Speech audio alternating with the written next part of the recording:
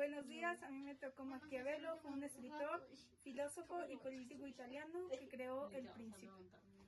Buenas tardes, a mí me tocó Montesquieu. El presupuesto es un marco, DESIS, sí, pero un marco elástico que adapta a la medida. Debo enseñar de cómo ocurren las cosas, aún en los estados donde la organización presupuestaria ha sido llevada a un grado más lato de perfección.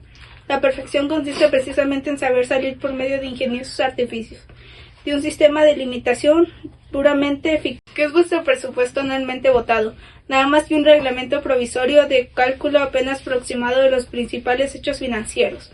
La situación jamás es definitiva, sino después de que la necesidad ha hecho surgir en el correr del año en vuestros presupuestos. Se discriminan no se cuentan variedades de crédito que respondan a todas las eventualidades posibles. Los créditos comprendidos, suplementarios, extraordinarios y provisorios, excepciones que y cada de estos créditos origina, por sí solo, otros tantos presupuestos diferentes. Ved ahora cómo ocurren las cosas. El presupuesto general, el que se vota al comienzo del año, indica sumamente en total el crédito de 800 millones. No pongo en duda que esta acumulación de gastos pueda ser el resultado de vuestras maniobras financieras.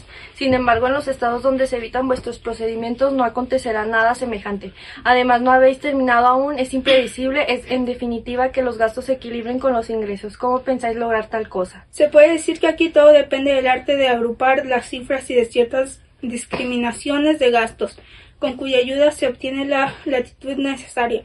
Así, por ejemplo, la discriminación entre el presupuesto ordinario y el presupuesto extraordinario puede prestar un importante auxilio. Al amparo de la palabra extraordinario, pueden encubrirse fácilmente ciertos gastos discutibles y determinados ingresos, por más o menos problemáticos. Supongamos que tengo, por ejemplo, 20 millones de gastos en los cuales es preciso hacer frente a 20 millones de ingresos. Registra en el haber una indemnización de más, como vos mismo lo señalas. Estos países son avaros, desconfiados, cuestionan los gastos más necesarios. Sin duda, solo para los iniciados advierto que convertiréis la legislación financiera en un formalismo tan impenetrable como el procedimiento judicial de los romanos, en los tiempos de 12 tablas. Prosigamos, empero. Puesto que vuestros gastos aumentan, es impredecible que vuestros recursos que se incrementen en la misma proporción. Hallaréis como Julio César un valor de 2.000 millones de francos en los cofres del Estado, o descubriréis las minas del Potosí. Tenéis ocurrencias harto ingeniosas. Con respecto a los gastos, se puede recurrir al procedimiento contrario. En lugar de agregar, se deduce. ¿Y con qué pretexto queréis decirme? Se puede decir, y a mi entender con razón, que no constituye un gasto del Estado. Se puede incluir por la misma razón, no hacer figura en el presupuesto de gastos, lo que causa el servicio provincial y comunal. Podéis ver que no discuto nada de todo esto, pero ¿qué hacéis con estos ingresos que son déficit? ¿Y con los gastos que elimináis? La solución en esta materia escrita es la diferencia entre el presupuesto ordinario y el. Pero en última instancia, estos dos presupuestos se suman a la cifra definitiva de los egresos, sale a la luz. No debe sumar, al contrario, el presupuesto ordinario parece solo, el extraordinario es inexacto al ser subvinente por otros medios. ¿Y cuáles son estos medios? No me hagas reír tan deprisa. Veis, pues, ante todo, que existe una manera particular de presentar el presupuesto, de simular, si el precio, su elevación es creciente. No hay un gobierno alguno que no vea en la necesidad de actuar así. En los países industriales tienes ocurrencias muy ingeniosas. Haré lo que hacen todos los gobiernos posibles, pediré préstamos. Aquí quería traeros. Cierto es que son pocos los gobiernos que no se ven en la necesidad de recurrir al préstamo, y más es cierto también que están obligados a utilizarlos con moderación. No podrán sin inmoralidad y sin peligro gravar a las generaciones futuras con cargas exorbitantes y desproporcionadas a los recursos probables. ¿En qué forma se hacen los empréstitos? Mediante emisiones de títulos que contienen la obligación por parte del gobierno de pagar un interés en proporción a la capital facilitado. El empréstito es el 5%, por ejemplo, el Estado.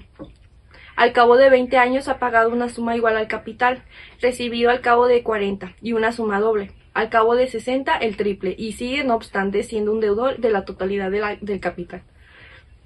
Se puede agregar que si el Estado aumentase indefinidamente su deuda sin hacer nada por disimularla, se verá ante la imposibilidad de tomar nuevos préstamos o ante la quiebra. Estos resultados son fáciles de entender, no hay país alguno donde no sea comprendido por todos. Es por aquello que los estados modernos han procurado introducir una limitación necesaria al incremento de los impuestos. Han imaginado a tal efecto lo que se llama el sistema de amortización, una combinación realmente admirable por su simplicidad y por la practicidad de su ejecución. Se ha creado un fondo especial cuyos recursos capitalizados se destinan al rescate permanente de la deuda pública en cuotas sucesivas. De este modo, cada vez que el Estado realiza un empréstito, debe dotar el fondo a la amortización de cierto capital, decidido a redimir dentro de un lapso dado la nueva deuda. Como veis, este sistema de limitación es indirecto y en ello radica su fuerza, por medio de la amortización.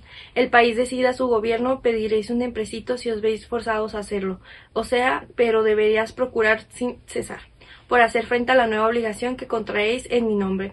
Cuando uno está obligado a amortizar constantemente, piensa 2 veces antes de tomar un préstamo. Si amortizáis con regularidad, os concedo vuestros préstamos.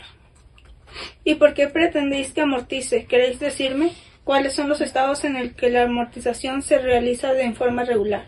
¿A qué suprimís la amortización? No he dicho tal cosa, no mucho menos. Permitirme el funcionamiento de ese mecanismo y mi gobierno emplea los fondos que produce.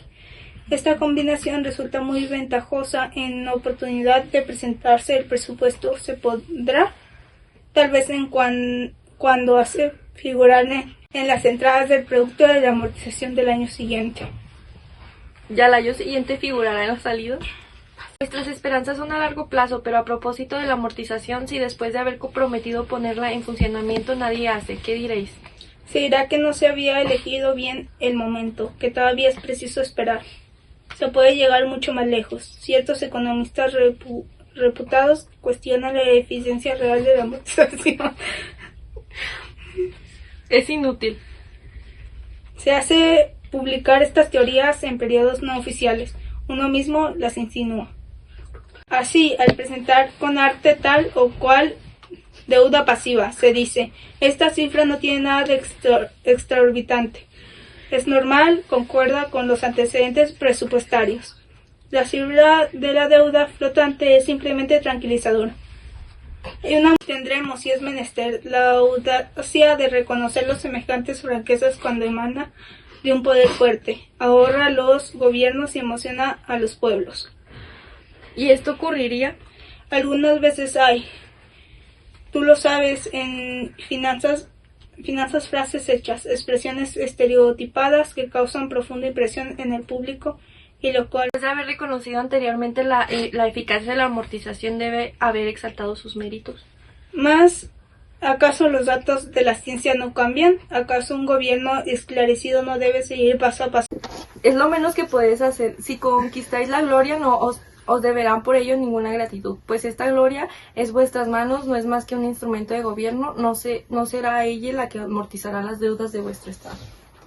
Ya.